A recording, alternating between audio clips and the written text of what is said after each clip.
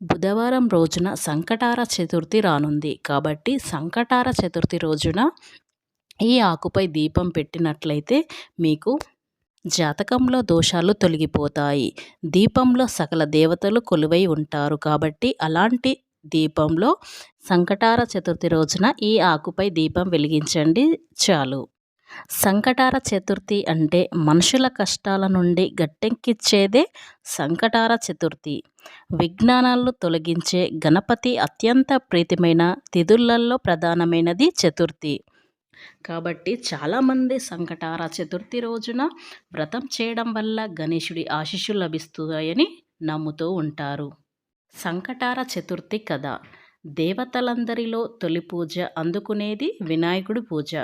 శుభకార్యం ఏదైనా సరే ముందుగా వినాయకుడిని పూజించిన తర్వాతనే మిగతా పూజలు మొదలు పెడతారు. మానవులని కష్టాల నుంచి గట్టెక్కించే వినాయకుడిని కొలుస్తూ ఉంటారు. కాబట్టి సంకటార చతుర్థి రోజున వినాయకుడిని పూజించడం వల్ల సకల కోరికలు నెరవేరుతాయి. అందరికీ వినాయకుడి మొదటి ఆరాధ్య దేవతగా ఉంటాడు.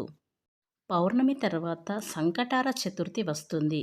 గణపతికి అత్యంత ప్రీతికరమైన తిథులలో ప్రధానమైనది చవితి తిథి. ఈ చవితి లేదా చతుర్థి పూజని రెండు రకాలుగా ఆచరిస్తారు. మొదటిది వరద చతుర్థిని వినాయక చవితి రోజున ఆరాధిస్తారు. రెండవది సంకటాల తొలగించమని వేడుకుంటూ సంకటార చతుర్థి వ్రతం చేస్తారు. ఫ్రెండ్స్, నా చిన్న రిక్వెస్ట్ అండి, ఈ వీడియో మీకు నచ్చినట్లయితే ఖచ్చితంగా లైక్ చేసి సబ్స్క్రైబ్ చేసుకోవడం మర్చిపోకండి. సంకటార చతుర్థి పూజా విధానం.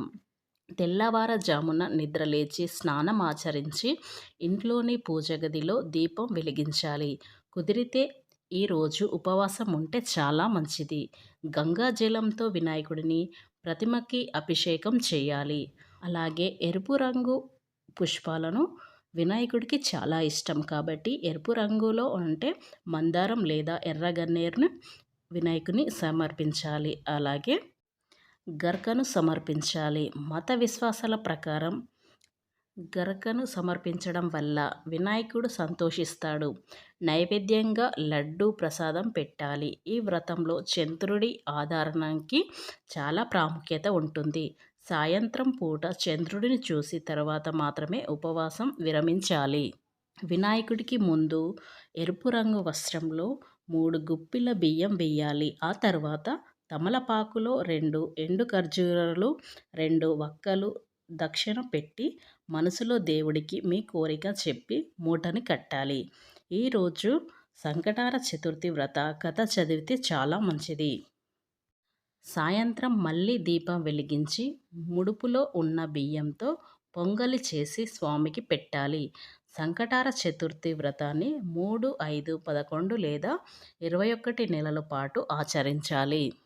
ఇలా వ్రతం ఆచరించిన వారికి వారు కోరిన కోరికలు ఖచ్చితంగా నెరవేరుతాయి. కాబట్టి ఖచ్చితంగా అందరూ సంకటార చతుర్థి రోజు వ్రతం చేస్తూ ఉంటారు. కాబట్టి ఈ వ్రతం చేస్తున్నప్పుడు ఈ యొక్క ఆకుపై దీపాన్ని వెలిగించడం వల్ల మీకు బంగారుమయంగా మారుతుంది.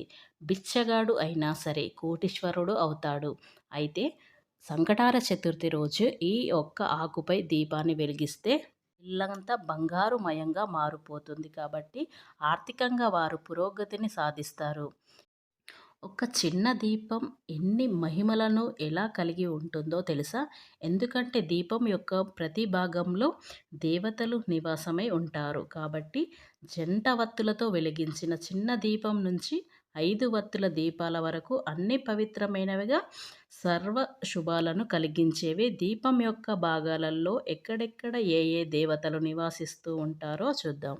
దీపం అడుగు భాగాల్లో పరమబ్రహ్మ, దీపం మధ్య భాగంలో వెంకటేశ్వరుడు, నూనె లేదా నెయ్యి నిండిన భాగంలో రుద్రుడు వత్తి ఎక్కడైతే కుదురగా సర్దుకుంటుందో ఆ భాగంలో మహేశ్వరుడు వత్తి యొక్క వెలిగే భాగంలో సదాశివుడు నివాసమై ఉంటారు.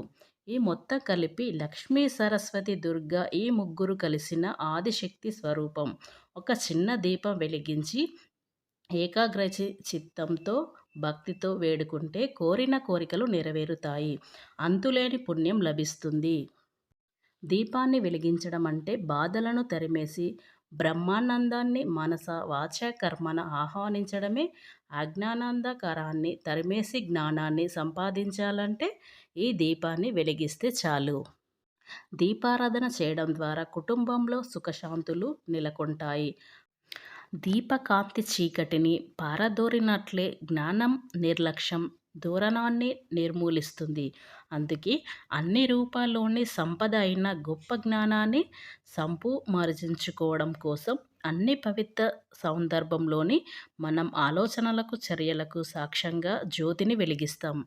విద్యుత్ దీపాలు సంగతికి పక్కనుంచితే సాంప్రదాయబద్ధంగా వెలిగించే నూనె దీపాలు నెయ్యి దీపాలకు ఆధ్యాత్మిక గుర్తింపు ఎక్కువగా ఉంటుంది. కాబట్టి ఎవరింట్లో అయితే నిత్య దీపారాధన చేస్తారో వారి ఇంట్లో సకల దేవతలు కొలువై ఉంటారు. కాబట్టి ఇంట్లో దీపారాధన చేయడం వల్ల కూడా ఇంట్లో నెగిటివ్ ఎనర్జీ కూడా దూరం అవుతుంది. కాబట్టి ఇంట్లో నెగిటివ్ ఎనర్జీ లేకపోవడం వల్ల మనకు పాజిటివ్ ఎనర్జీ ఏర్పడుతుంది. అలాగే తమలపాకు అనేది గణేశునికి కూడా చాలా ప్రీతికరమైనది. భగవంతుడికి కూడా చాలా ప్రీతికరమైన ఆకు కాబట్టి 2 తమలపాకులను తీసుకొని దాన్ని శుభ్రంగా కడిగి తుడిచిన తర్వాత మీరు దానిపైన కుంకుమతో అంటే కొంచెం కుంకుమ తీసుకొని దాంట్లో కొన్ని 4, 5 చుక్కలు నీటితో కలిపి ఆ కుంకుమ నీటితో మీరు స్వస్తిక్ సింబల్ వేసుకోండి.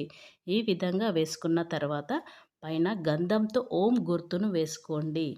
ఇలా రాసుకున్న తర్వాత మీరు మీ ఇంట్లోని అంటే సంకటార చతుర్థి రోజు పూజ చేసేటప్పుడు పూజ మందిరంలో అంటే గణేశుని ఫోటో మధ్యలో పెట్టుకొని ఈ విధంగా పెట్టుకున్న తర్వాత మీరు తమలపాకు ఏ విధంగా గంధంతో కుంకుమతో రాసుకున్న తర్వాత ఆ తమలపాకును పెట్టి నువ్వుల నూనె కానీ లేకపోతే నెయ్యి ఉంటే నెయ్యితో కానీ ఒక మట్టి ప్రమిదను తీసుకొని దాంట్లో పెట్టి నూనె కానీ నెయ్యి కానీ పోసి ఆ తమలపాకుపై దీపాన్ని వెలిగించారంటే అష్ట ఐశ్వర్యాలు మీకు కలుగుతాయి. ఆ గణేశుడి యొక్క అనుగ్రహం ఎల్లవేళలా కురుస్తుంది. ఎంత కటిక పేదవాడైనా సరే కోటీశ్వరుడు అయ్యేంతగా అభివృద్ధిని మీరు చూస్తారు. ముఖ్యంగా మీరు జీవితంలో ఎటువంటి కష్టాలను అనుభవిస్తున్న వారైనా సరే ఒక్కొక్కరికి ఒక్కొక్క రకమైన కష్టాలు ఉంటాయి. ఆర్థిక ఇబ్బందులు ఒక్కొక్కరి జీవితంలో ఒక్కొక్క రకంగా అనే దుష్టభావాలు కలిగిస్తూ ఉంటాయి. ఇక సమస్యల కారణంగా వారి యొక్క జీవితమంతా కూడా వారు ఎన్నో రకాల కష్టాలను అనుభవించవలసిన పరిస్థితి వస్తుంది. అటువంటి వారు కూడా ఈ విధంగా సంకటార చతుర్థి రోజు తమలపాకుపై గణేశుడికి ఈ దీపాన్ని వెలిగించడం ద్వారా సకల శుభాలు మీరు పొందుకుంటారు.